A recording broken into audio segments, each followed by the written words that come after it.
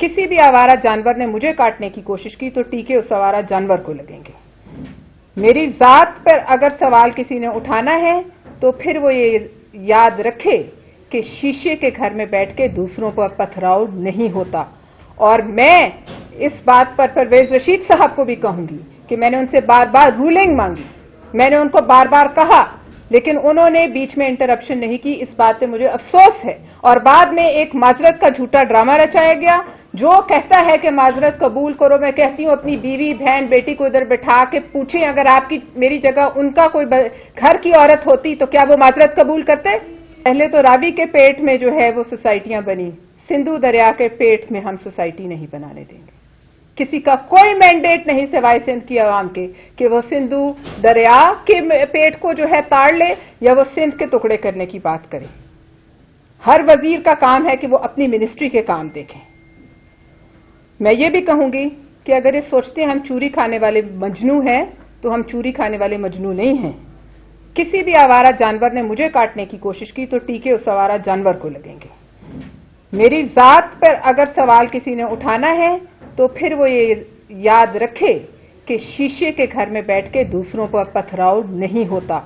और मैं इस बात पर परवेज रशीद साहब को भी कहूंगी कि मैंने उनसे बार बार रूलिंग मांगी, मैंने उनको बार बार कहा, लेकिन उन्होंने बीच में इंटरप्शन नहीं की। इस बात पे मुझे अफसोस है। और बाद में एक माजरत का झूठा ड्रामा रचाया गया जो कहता है कि माजरत कबूल करो। मैं कहती हूँ अपनी बीवी बहन बेटी को इधर बिठा के पूछें, अगर आपकी मेरी जगह उनका कोई घर की औरत होती तो क्या वो माजरत कबूल करते? मैं माजरत कबूल करने की पाबंद नहीं हूं।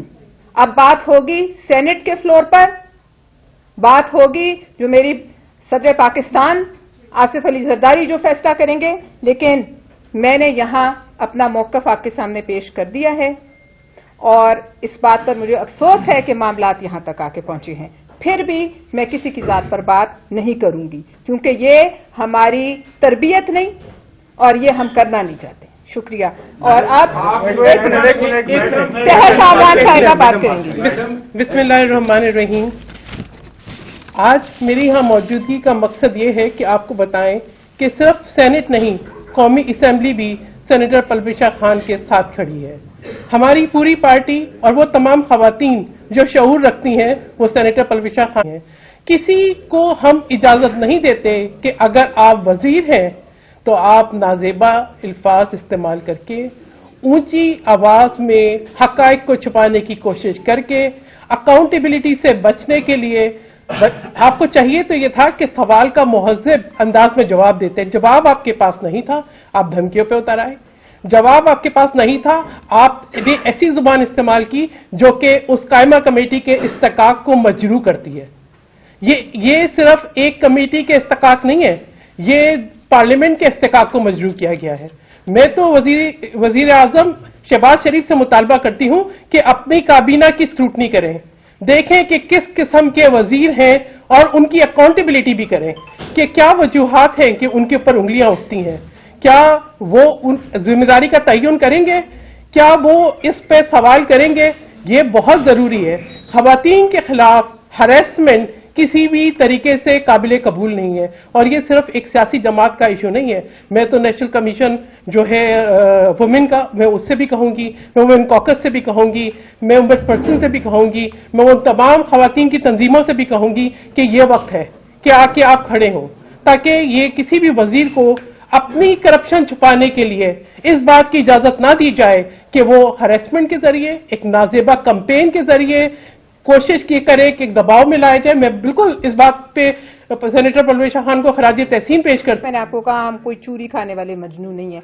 बड़े बड़े फिरौन जो है उनसे हम इनसे बड़े फिरौनों से लड़े। मैडम ये बताइए कि मरियम नवाज चीफ मिनिस्टर पंजाब है, उन्होंने एक नारा दिया हुआ है औरत मेरी रेड लाइन है, और उनके साथ एक वाकया कराची में पेश आया और मुझे याद है पीपल्स पार्टी ने मेरी रेड की मुखालफत भी की थी और बात भी की थी, बड़ा सख्त मामला था। उनकी तरफ से कोई मैसेज आपको आया, कोई पैगाम आया, कोई बयान आया कि जी आपके साथ ज्यादती हुई है और मैं इस पे अलीम खान से देखिए मैं किसी के पैगाम का इंतजार नहीं करी। जब मरियम साहिबा के साथ वाक़या हुआ मैं कराची में थी और मैं उनके पीछे अगर आप फुटेज देखें तो हम उनके साथ इज़हार यकजहती करने गए थे और जब वो प्रेस कॉन्फ्रेंस कर रही थी मैं पीछे बैठी हुई थी। لیکن مجھے ان کے کسی میسج کا انتظار نہیں ہے. جی میڈم یہ بتائیں کہ موجودہ جو سچویشن ہے کیا مسلم لیگ نون کو آپ کا ساتھ نہیں دینا چاہیے؟ مجھے کسی کے ساتھ کی ضرورت نہیں ہے. Thank you. سارے پریس کانفرنس میں آپ نے کسی کا نام نہیں لیا کہ آپ کس کے خلاف بات کر رہی ہیں. اتنے بھولے تو آپ بھی نہیں.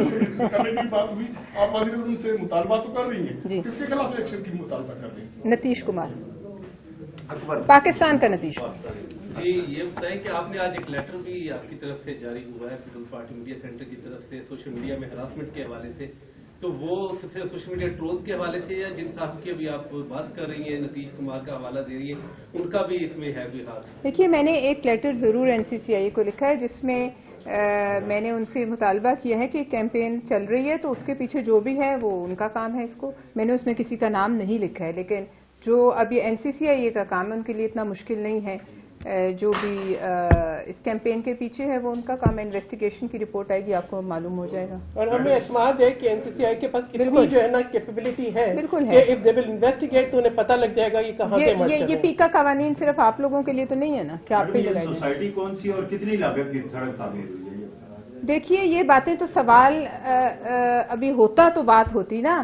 وہ سوال ایک گوگل میپ آئے, آپ میں سے کچھ لوگ تھے شاید کمیٹی میں, آپ میں سے بہت لوگ تھے, آپ نے دیکھا ہے گوگل میپ پول آؤٹ کیا گیا اور اس پہ جو ہے وہ کچھ بتایا گیا. یہ سڑک بھی دکھائی گئی, سڑک موجود ہے اور سڑک دکھائی گئی اور سڑک اسی طرح ہے. لیکن اس سے پہلے کہ ہم سوال کرتے شور و غوغا کر کے جو ہے اس پر ایک سوال نہیں ہوا, یہ آپ رکھ لیں ریکارڈ پر.